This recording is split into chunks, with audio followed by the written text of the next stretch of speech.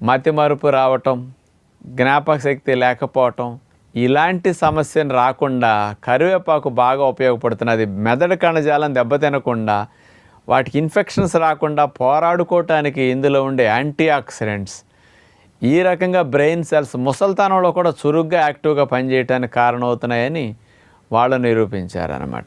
మూడవ పరిశోధన 2014 సంవత్సరం తమిళనాడులో జరిగింది, మన ఇండియాలోనే.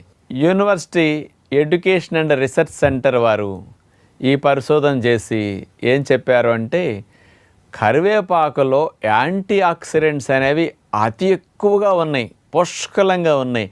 అందులో ఉన్న యాంటీ ఆక్సిడెంట్సే అసలు మెడిసినల్ ప్రాపర్టీస్కి, ఆరోగ్యాన్ని సంరక్షించడానికి అద్భుతంగా పనికొస్తున్నాయని నిరూపించారు.